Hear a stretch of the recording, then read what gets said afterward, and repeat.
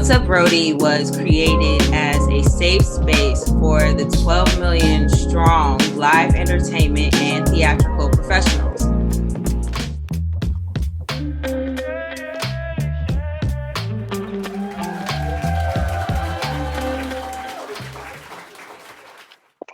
Peace and welcome everyone to What's Up Roadie. How are you doing? What's up, Roadie? How you doing? That question, I think of it in a broader sense of in terms of how we navigate in society, which is pretty much white male dominated, and how often we think we have to conform or assimilate or white is right. So how do we talk the talk, walk the walk, and be more aligned to the colonized idea of what we should be, and not always showing up in our true form and celebrating who we are and what we are. And that's some work that I myself continue to do, recognizing that there's whiteness that lives in me, and whiteness refers to the ideal in our minds of white is right, or that the white supremacist way is the white way of doing things, not recognizing that the history that we have and the richness of our history speaks for itself. And how do we highlight that and bring that to the forefront and not be hidden in the shadows of the white man? When I think about equity, it looks like the power to choose and the power to have choice to decline or accept the contract based off the quality of your work, and not based off what somebody is perceiving you lacking or not. So I think equity is like, I think at the end of the day, it's really us owning our own systems. I think about all the amazing photographers like Danielle Flowers, and how many more people can be connected to like contracts and work that they really want to be a part of, but there's an agency system that's missing that honors the creation of our own minds and our own spirit. So yeah, I think it's about owning the systems. I think it's about distributing our own artwork. I think it's about finding our own audiences and leaving old models behind and being like, yo, you never rode for us. You never been supportive of us. So in that, we're going to create our own and move forward, period, you know? Around thinking about equity through a structural and systemic lens. I think equity is justice, it is fairness. And in the theater industry in particular, I think it is about power and resources. And right now, a lot of the power lies in mostly predominantly white institutions. That power lives in terms of access to resources, in terms of, we were just talking about grants and funding. They have access to that power. They also have years of institutional grounding that a lot of culturally specific institutions haven't had access to, because we've just had barriers to accessing theater. I don't want to bastardize what's happening right now. You know what I mean? Like, yes, it's a trend, but there's so many things that are happening. Like, get your shit while you can. Okay? Yeah. Get your shit.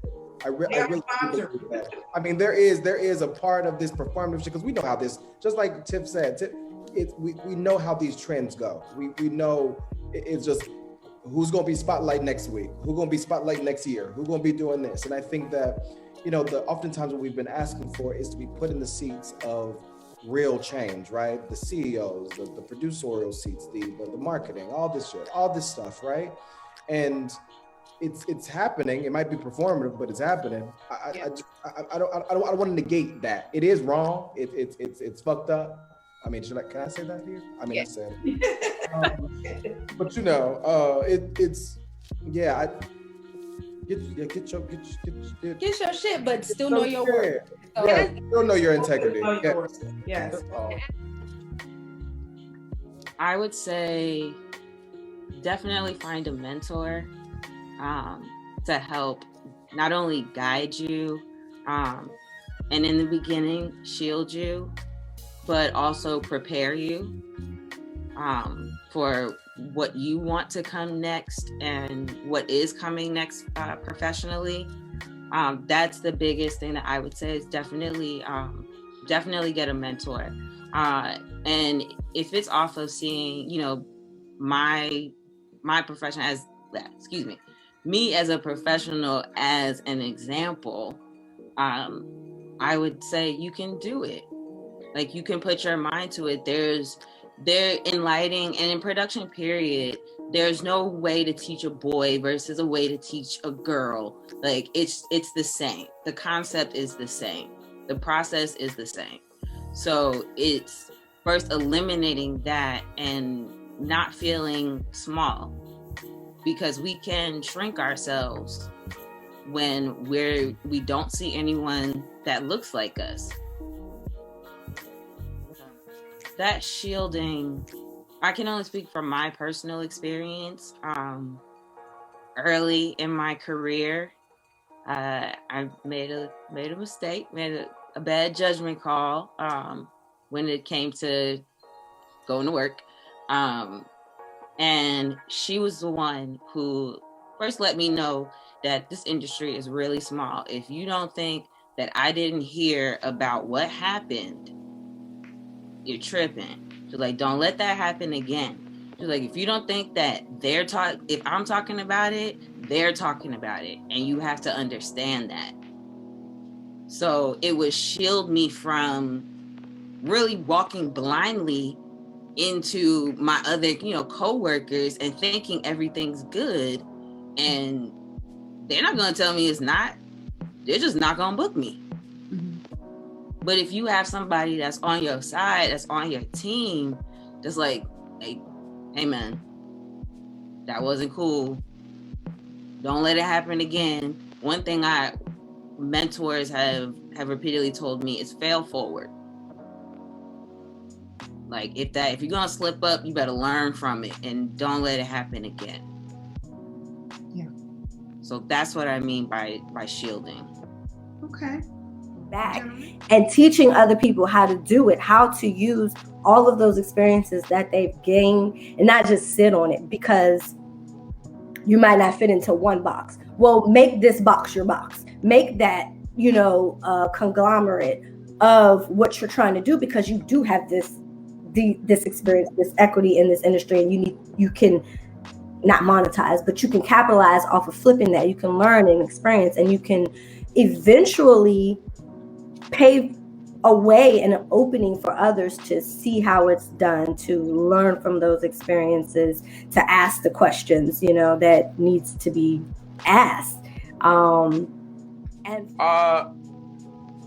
The biggest difference, because this to me is like a double-edged sword, because I realize that content is like king. Like, without content, I can't further myself. I can't continue to exist in this space. So I try my hardest to just like not overthink and just like give people like content, whether I may think is good or not. Because in my experience, it's always the piece of content that I don't think will stick, that I just organically share, that just like puts me in another stratosphere. But I just gotta remind myself to continue to like create content, because I'm as human as everyone else. I'll post something and I'll just posted it at 5:29. Now I'm looking at my phone like, where the push notification at?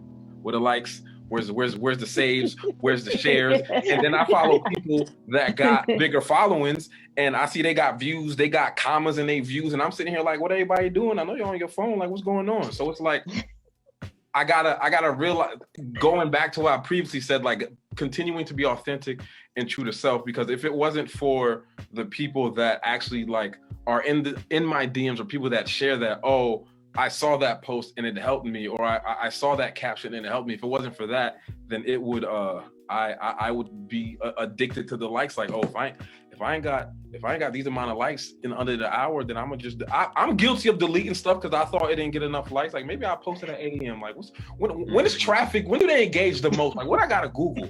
So I'm not gonna say that I'm like immune to it, because I'm human like everybody else. But I realize what I'm doing and why I'm doing it. But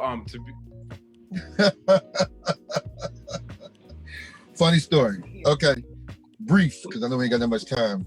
But after playing trombone and touring for many years with so many different artists, such a blessing to be in that position and to have done it. But I can't remember which tour it was in 2008. But I got a call to go out with Jay-Z to do the American Gangster European League of the Jay-Z American Gangster Tour. So I was like, okay. At the time I was married, and my wife at the time was pregnant with my first son. So I was like, wow, okay. So we're doing the Jill Scott tour, and I got the call to do Jay-Z, and I had to make a decision. To go and tour with Jay-Z because it was 2/3 more money, obviously. So I called Jill and I said, hey, I got the call to do with Jay. I got this call to go with Jay-Z for several months. So this European thing, I got this baby coming. Let me go get this money, you know. And obviously, like I said, one of my best friends, about 30 plus years. And she was like, boy, go get that money. She was like, boy, go get that money. Not many artists will say that, but she was like, boy, go get that money. So I went on tour with Jay-Z. It was great. We had a great summer. It was awesome. Played some great shows, Glastonbury Festival, played places in front of millions of people, all that kind of thing. And then 2 weeks at the end of that, before that tour ended, I got the call to go out with Mary J. Blige that fall and winter for the Love Soul tour. So that was like 2 weeks at the end of that tour. So did that tour, flew home, packed, had 3 days to pack and fly out to Burbank to center stage and to start rehearsing with Mary, which was dope. Oh, it was awesome. So did that, right? Did that tour, got home and had my first son, Madison. He's 12 years old now. And that was whole thing was great, blah, blah. Jill's getting back together to start the next tour. Now everybody's getting together. I'm hearing about like the rehearsals are starting, this and that, but I haven't gotten the email. You know where this is going. And basically, she was like, why are you like waiting around to go on tour with somebody or with myself? You're super dope. The world needs to hear Jeff Bradshaw music. Go get yours. Go be Jeff Bradshaw. You're too great to be a sideman. Go be Jeff Bradshaw. Go let the world do what you do. Go do what you do. Now at the time, the first thing you're thinking of is like, man, what? I need this money. I used to go tell me to go be. I was like, what are you talking about? I just had a son. Like he's like a year old. I need to get back on the road. You know, as a full-time sideman musician, you know, you're thinking like, oh my God. You know, so that's what I did. Good. How are you? Honey, magically delicious. Yes. Great. How are you? You again, magically delicious. How are you? Magically delicious. I just wanted to hear you say it again. So, one more time. Magically delicious. Equality, right, is giving everyone a platform to stand on so that they can see over the gate. But equity is making sure that you are addressing the specific needs of the people who need who aren't afforded the opportunities as whoever they consider the standard to it. Right? I'm an interesting case because I had the opportunity of having a female family member of color be a tour for 2 decades before I even got into it for her own stuff and whatever. I just was going to be an artist. And so I always had it in my head that it's a boys club, right? But there's black men there too. It's a boys club. So when I realized once I got a little older, the positioning she had in some things and her positions on tours, and she was working with legacy acts up until she decided to go on other things. And I was like, oh, okay, there's black women there. There's black women there at her level doing that specific thing all over the place. Okay. So when I got my first real tour, I was elated because it was the tour manager was female, the road manager was female. It wasn't just the glam team. Most of the glam team were men. And it was kind of flipped on its head. But everything after that almost had me feeling after a while, like, why didn't you tell me younger that there aren't that many women where you are? And then I've spent years looking for them and counting them and remembering them and that kind of thing. And so for that, I think there's a lot of assumption that we're supposed to be here as assistants and glam and other things. And what we're navigating through is doing the job for you that you want us to, right? And that's just what you get paid for. But there's something on the other side of knowing I'm not going up the ladder any way that you all will. Faster, same direction, same ladder. It won't be any of that. And it's, I think, a silent, known conversation that's had.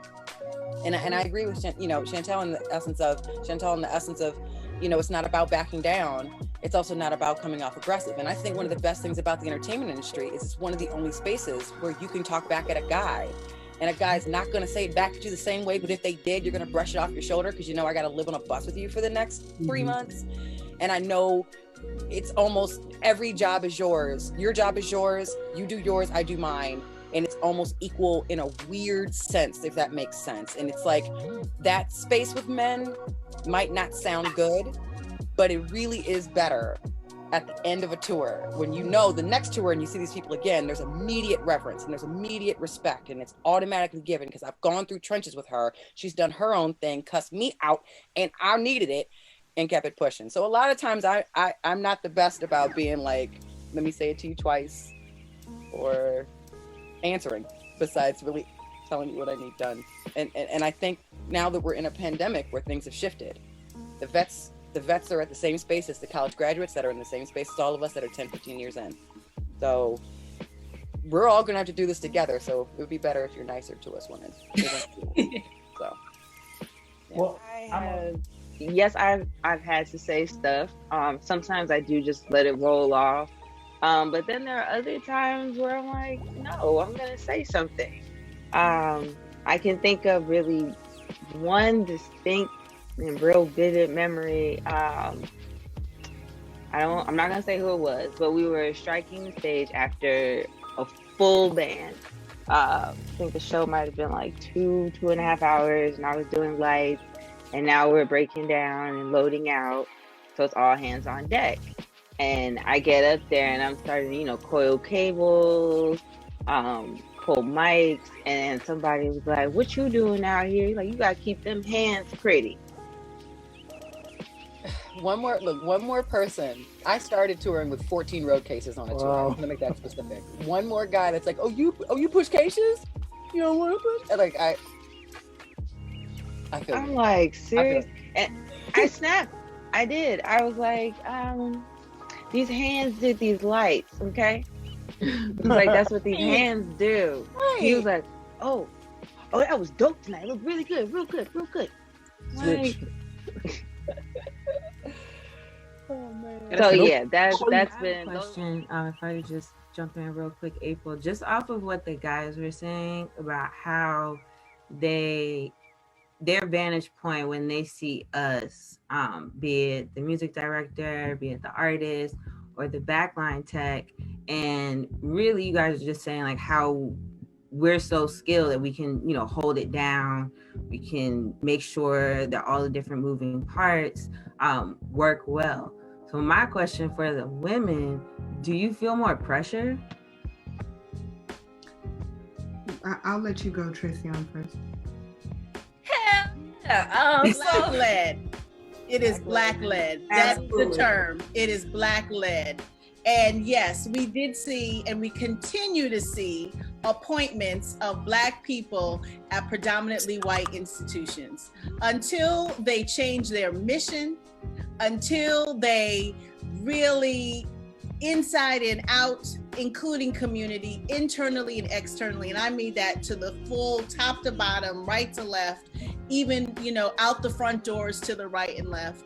Until that happens, that there is that type of shift, and I don't say change, but a shift, because that's a shift in focus from its original intent. Could we then be talking about a Black organization? And quite frankly, if you really go back to its founding anyway, its foundational development, I don't think you could really change its roots. You know what I'm saying? Like that just doesn't work. You can't. You can't. Yeah. There are things that indicate to me that there is still quite a way to go. I have a couple of thoughts, and then I'll speak about a personal experience. I think a way for us to get to true equity is for people to keep doing the work of acknowledging that Black people are fully human.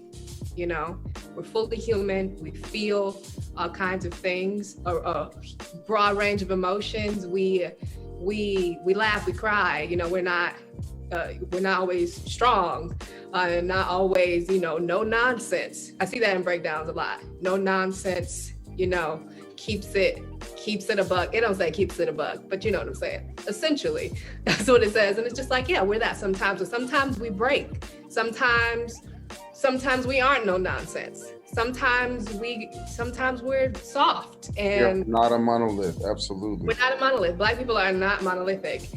So I think really understanding that we're human, you know, fully human. I'm starting to see more of that, but I want to see even more. And it's going to require people to unlearn the things that they've learned about who we are. Yeah, so it's kind of like if I were to go to a Spanish-speaking country, it would behoove me to learn how to speak Spanish. And so if I go into an industry that I feel is dominated primarily by white people, it would behoove me to learn how to speak that language. So yes, I do feel like that there is an African-American vernacular that I'm very much more comfortable speaking with when I'm talking, having a conversation with Dr. Gary versus if I'm at my job or if I'm at a gig or a show and I'm dealing with somebody that I know just doesn't have the same cultural background as me. So yeah, I do believe that it is a learned behavior over time. Since we all go through it, we know how to turn it on and turn it off. I have to jump on to that a little bit because I think it speaks to the comment that you made earlier in terms of like knowing your value and knowing your worth. So I think number one, it's hard to like achieve equity if you don't understand your value because you become, you know, that's how you get got. Essentially, is not knowing your worth. And so when you take knowing your worth, but at the same time, I also am a strong believer that equity is not something that can be achieved by yourself. I do believe that it is a team effort. Normalize pouring into yourself and not feeling bad about it. In a time, and it's even more so now in the pandemic, where you feel like you have to be doing something, you have to be producing, and this is especially for everyone, you know, our creatives. Normalize that pausing or just slowing down, or you know what, I didn't hit this marker or this marker, but you know what, I did this, and that's okay. Like sometimes that's enough. Oh, one of my AirPods fell out. Whatever. Normalize that. See, like the real life, like I feel like I'm gonna lose one of these things outside one day. I really do. But yeah, just normalize pouring into yourself and not feeling bad. Especially like, I don't know if Noemi can relate, like as a mom, like, and having all these, I'm like, I'm gonna take 5 minutes from it. I'm like, I feel terrible. Like I'm not doing something around here. And no, I'm gonna take these 5 minutes and everything's gonna be okay. The house ain't gonna fall apart. You're not gonna miss out. What's for you will not miss you. You pausing is not going to stop whatever is meant for you. So it just feels good. Like every single moment feels good. I am a Black girl champion, so that is just my thing, and especially because, you know, I mean, maybe you don't know, but even with Black mothers in the space of their maternal health, not just with advocating to white people, but also talking about what our own insecurities regarding that is. I was just having a conversation with another mom, and we had to be honest with ourselves about how sometimes by default we don't speak up, and it's almost like a chicken and egg. It's like they're not listening, but we also don't say anything. Like there are times when we're in those delivery rooms or we're in those spaces, not even just with maternal health, but we're in those spaces at school, and you try to advocate, and there's a little bit of pushback because there's always going to be pushback to Black people by default. Like you just see that. I don't like the term assistant because I feel that it caps you, like it plateaus your progression. Like even with what we're doing with Up Roadie, those that have come on to help, I'm like, you're not an assistant. You be an associate producer because that's what you're gonna work towards. I'm not here for an assistant. I'm here to teach you and train you and pour into you just as it was poured into me. Like I got here, just like Ashley said, I always asked why. I asked how. I asked, I would do it this way, so why did you do it that way? Just so I know the alternative. I really think that's a lot of the reason and how. No, and I just wanted to just chime in, and I definitely agree with what everyone is saying. And, you know, there's the saying that I say, you know, people who need people are the luckiest people in the world, right? And I think oftentimes we confuse the community with numbers. Like, and I too have been guilty of the not being able or not wanting to post something for fear of people not liking it or fear of people not responding to it well. But what always brings me back around is that, you know, it's not necessarily the quantity of people or the amount of people, but it's the one person that you can be relatable with. It's the one person that can say, I thought the same thing, or I like that too, or I was going through that. And I think that all relates back to the transparency and the authenticity of it all. If I bare my soul, it's something about being relatable that brings in the community. It's something about being able to have a safe space, like What's Up Roadie, how you doing? Being able to have those connecting conversations and being able to share perspectives and ideas and even show the visibility of the diversity of me doing this. It might not be what everybody else is doing, but this is what I want to do. And then there's always that one person,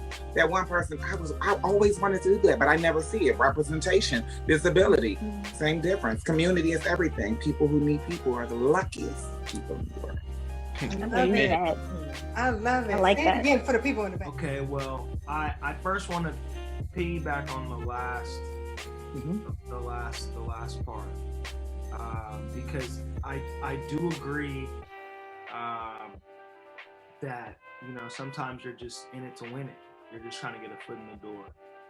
But after a while, there's a time where you've done your work or you've padded your resume and you want value.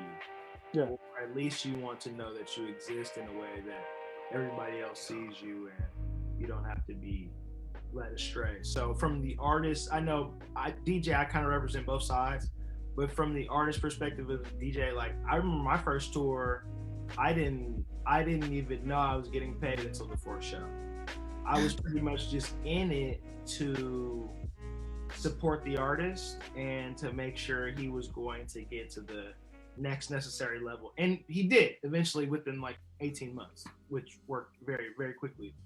But it prepared me later on to understand, okay, this is the difference between somebody who has formal backing and this is the difference between somebody who does not.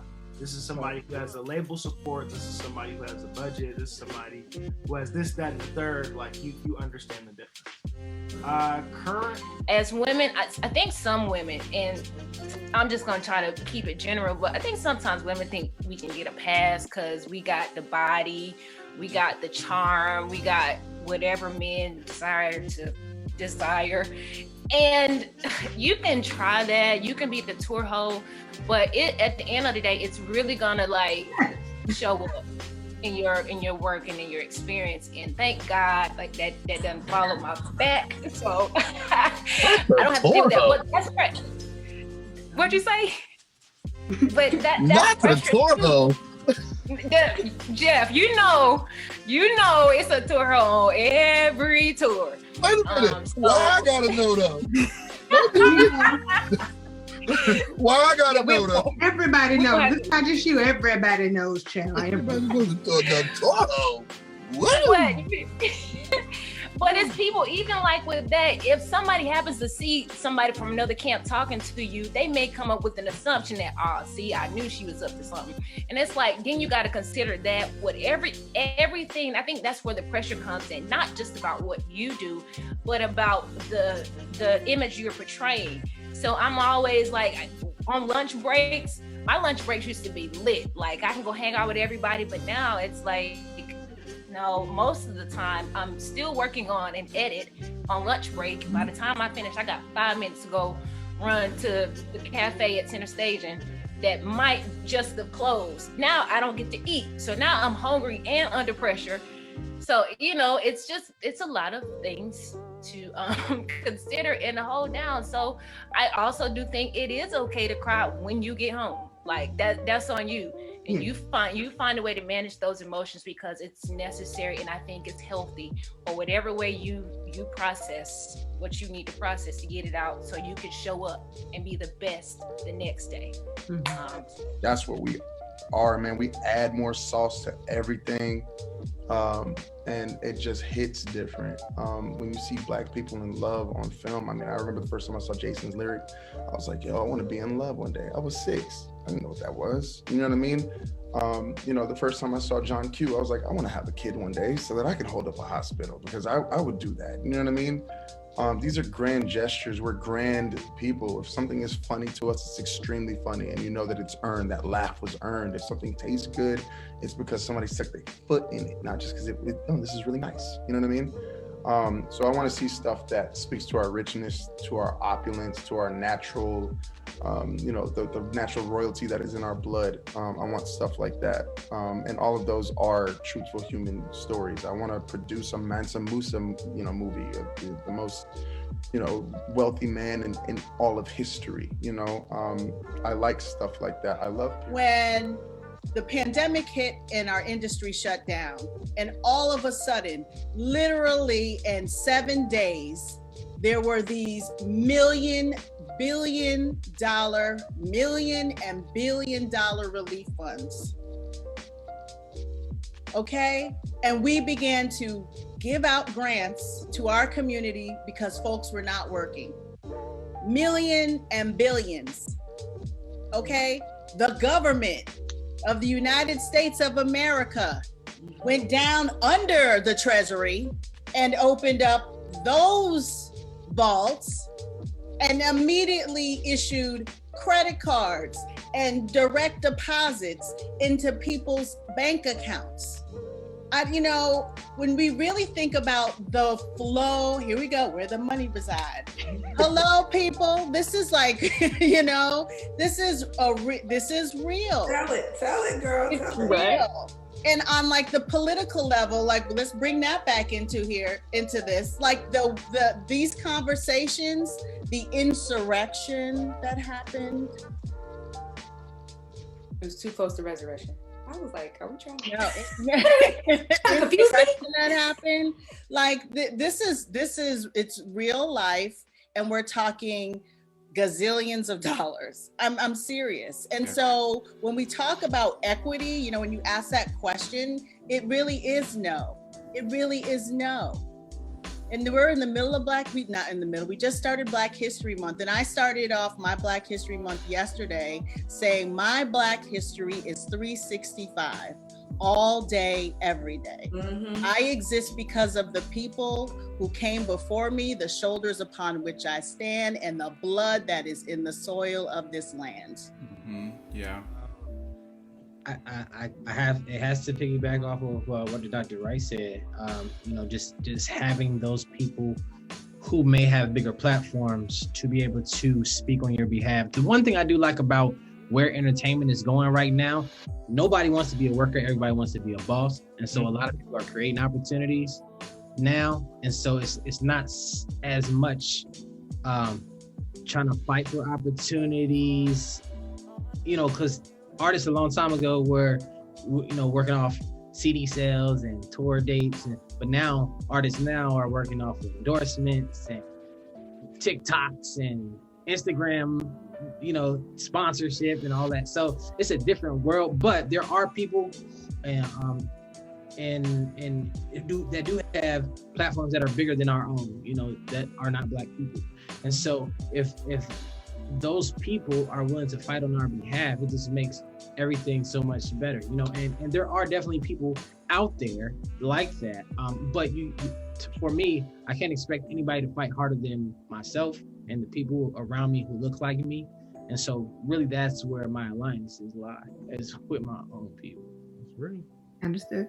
So my field of activity is actually in representation, because when you see people who get brand deals, and the entire world is made for like men. Like the world is made for men, and women always get the short end of the stick. This is a very small corner of the world that's actually been dominated. There are very few male influencers that promote brands and products that That's everybody would like to be a part of. Yeah, like a diaper brand will hit me and say, "Hey, Mrs. Gaines," they'll automatically assume that I'm a woman influencer, and it happens all the time. So my space equity is in a representation. Like, hey, I'm a Black father. I like robes. I like coffee.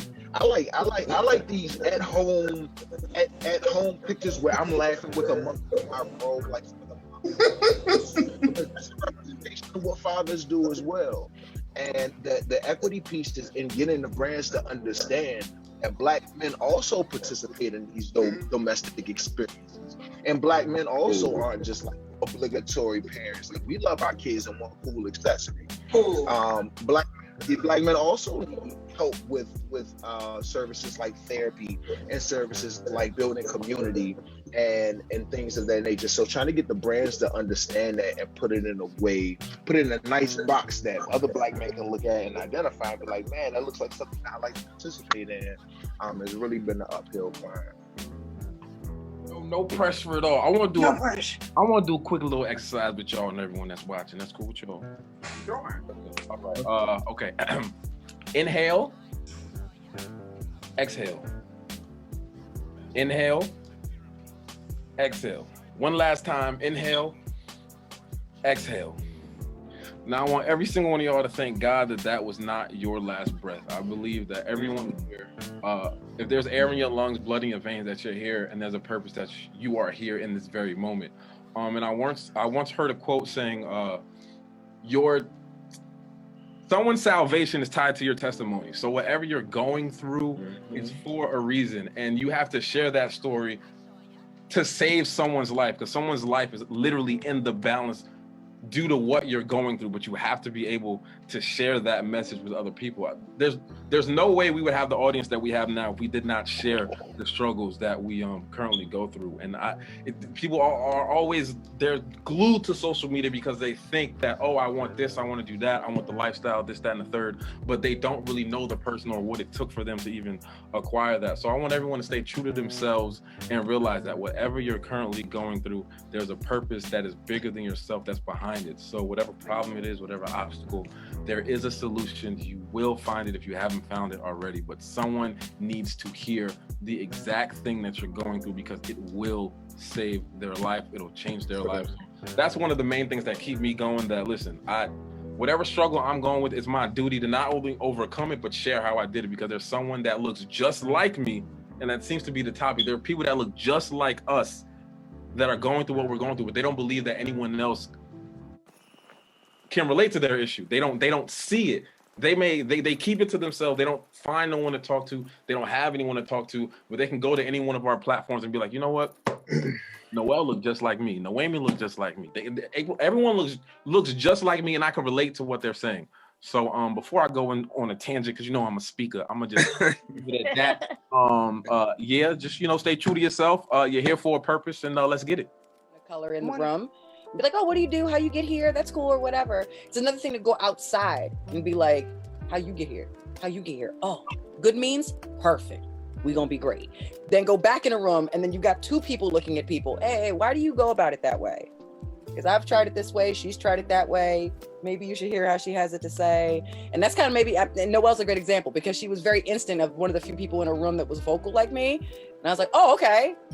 Oh yeah, no. She gets it, because you have to be generous and emotionally abundant to have the gall to say to somebody not of your color, why you do it that way? You notice it hasn't gotten us any results, right?